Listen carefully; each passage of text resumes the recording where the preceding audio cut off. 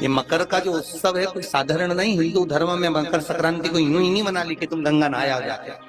और कितने सौभाग्यशाली हो रहे शिवजी नारायण वाले कि गंगा यहीं आ गई शंकर जी के साथ। नहा लो, मौका मिल रहा है, इतने उपाय मिल रहे हैं, कर लो, अपने जीवन को सार्थक बना।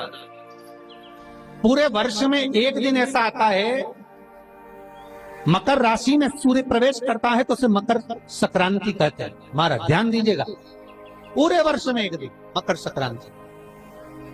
अच्छा, कई लोग कहते हैं कि सूर्य के उत्तरायण का क्रम है, ये क्रम है, ये पूजन का क्रम है, तिल्ली के लड्डू का क्रम है, लड्डू बना लो तिल्ली का, इसका क्रम है। पर अगर स्कंद पुराण उठाओ तो स्कंद पुराण में अगर मकर संक्रांति के क्रम को यदि पढ़ोगे तो मालूम पड़ेगा कि पूरे वर्ष में एक दिन ऐसा था जिस दिन भगवान शिव और नारायण ये दोनों, इसलिए आज भी हिंदू धर्म में गुड़ के लड्डू तिल्ली के साथ मिलाते हैं। क्यों? उसका कारण कि शंकर और नारायण ये दोनों एक ही दिन, एक ही पल गंगा का स्नान करने के लिए एक नारायण को लेकर भगवान शिव।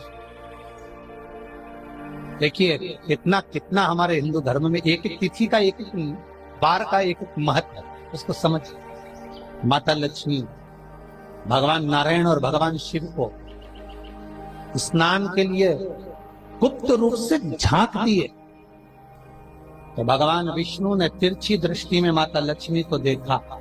तो माता लक्ष्मी को देखकर भगवान विष्णु शिव जी को देखे तो शंकर भगवान ने कहा, नारायण हमने देख लिया महारानी लक्ष्मी झांक रही, हमने वर दे दिया कि लक्ष्मी का एक नाम गुप्त लक्ष्मी रहेगा, ये छुपी रहेगी।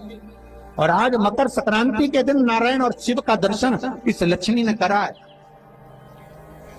पर जो गुप्त लक्ष्मी का दान दे देगा उसके घर में कभी कोई बड़ी बीमारी प्रवेश नहीं करेगी।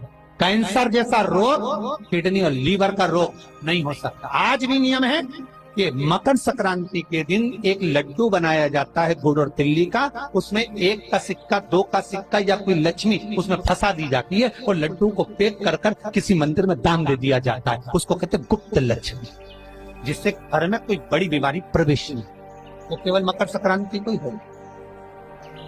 तो महाराज सूर्य का उत्तरायण जो प्रवेश है मकर के अंतर्गत, वो दोपहर में लगभग 2:30 बजे के करीब में आएगा, 2:30 से 3 के करीब में आएगा।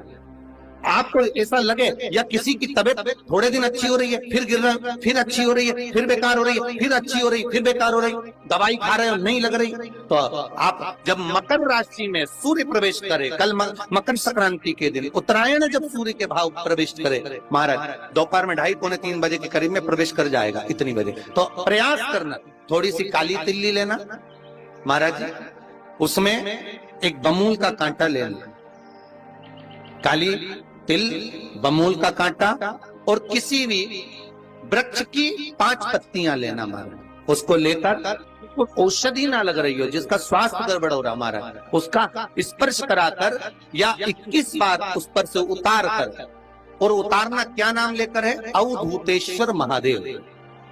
कौन सा महादेव है? जम के बोलो जरा, अवधूतेश्वर महादेव। शिव जी का एक अवतार हुआ था, अवधूत रूप शंकर का। शास्त्र कहता है कि अवधूतेश्वर महादेव का जो रूप है वो रोग का निवारण करने के लिए, बिना कोई कष्ट आपको लग रहा है तो अवधूतेश्वर महादेव का नाम लेकर काली तिल्ली, वृक्ष की पत्ती और एक बमूल का कांटा लेकर शरीर पर से उतार लो। उसको ले जाकर किसी भी चौराहे पर उसको पटक दीजिए। चौरस्ते पर नहीं डाल सकते तो बहते हुए पानी में डाल दीजिए, बहता हुआ पानी ना मिले तो पीपल के वृक्ष के नीचे डाल दीजिए, पर उसको मकर राशि के प्रविष्ट भाव में ही डालना। निवेदन एक और है, जिनके शरीर धूजता अर्थात हाथ पैर में कंपन उत्पन्न होता हो या हाथ पैर में कहीं कंपन का भाव लगता हो, ऐसा महसूस होता हो कि हाथ पैर धूजते हो, तो कल सूर्य को जब अर्घ दें तो उसमें काली मिर्ची पीस कर डालकर फिर सूर्य को अर्घ मारना। अर्घ देने के बाद में जो जल आप जमीन पर छोड़ेंगे उसका भाग थोड़ा सा अपने शरीर पर लगा लेंगे, जहां जहां पर कंपन उत्पन्न होता है। या कोई डॉक्टर आपको बोल रहा है कि बाईपास करवाना पड़ेगा या कोई नस चोक हो गई हो, तो उस स्थान पर भी आप उस जगह पर भी उस जल को अवश्य लगाएं, काली मिर्ची का पिसा।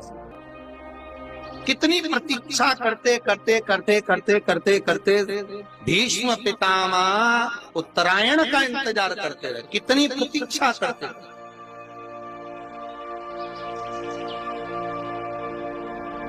कि कब मौका मिले और कब में स्मरण कब में।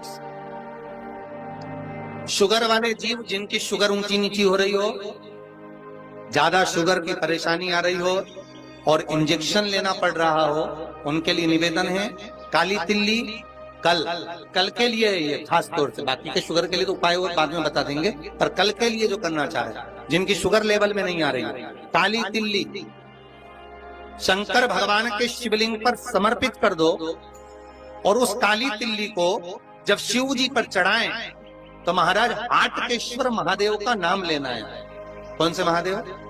हाटकेश्वर महादेव का नाम लेना है और शंकर भगवान पर काली तिल्ली चढ़ाते जाना है। उसमें कंकर नहीं हो, सफेद तिल्ली का एक भी दाना नहीं हो, इसका ध्यान रखिए। उस काली तिल्ली को चढ़ा दीजिए। हाटकेश्वर महादेव का स्मरण कर कर किसी को जल ना चढ़ाने देना उस समय पर जब आप शंकर जी को चढ़ाएं, और भगवान शंकर की हाटकेश्वर महादेव का स्मरण कर कर 108 रुद्राक्ष से मनके से माला जप लो। वहीं शंकर चढ़ी रहने ना तिल्ली, उसी तिल्ली को वापिस कटोरी में उठाकर लिया। 3 दिन तक लगातार उसको थोड़ा थोड़ा कर कर सुबह के समय खाली पेट खाइए, शुगर लेवल पर आ जाएगी महाराज, आपकी शुगर हाई ऊंची नीची नहीं जाएगी। हाटकेश्वर महादेव का स्मरण। मकर का उत्सव, मकर संक्रांति का मिला मौका तो उसको करो। कल मकर संक्रांति है, जिस समय पर कल सूर्य उत्तरायण आ जाए और पहले दिन उत्तरायण के दिन ही जब संध्या का समय होता है, शाम का समय होता है महाराज, संध्या का जो समय होता है शाम का, अगर कोई बच्चा पलंग पर बाथरूम करता हो, गंदगी करता हो, सारी औषधि कर ली, दवाई कर ली, और या बच्चा रात्रि को उठकर चिड़चिड़ करता हो या रोता हो रात भर महाराज, उसके लिए, या माता के स्तनों में बच्चे को पिलाने के लिए दूध ना आता हो उसके लिए, या बच्चा रुदन करता हो या बच्चा गंदगी करता हो उसके लिए, कल शाम के समय पर प्रथम दिन में जब भगवान उत्तरायण आ रहे हैं मकर राशि के अंतर्गत, तो शाम के समय पर मकर संक्रांति के दिन गुड़ को पानी में मिलाकर शिवजी पर लेपन कर दो, उसी हाथ को बच्चे को मंदिर के बाहर चटा दो महाराज, फिर वो पलंग पर कभी गंदगी नहीं करेगा महाराज। जिस नारी का स्तन में दूध नहीं आता हो बच्चों को पिलाने के लिए, उसको भी अगर चटा दिया जाए तो स्तन में दूध आना प्रारंभ हो जाएगा महाराज। जो बच्चा रात्रि को रोता हो, जाग जाता हो, उसको भी अगर वो हाथ चटा दिया जाए तो वो काम करता है महाराज। ये कल के दिन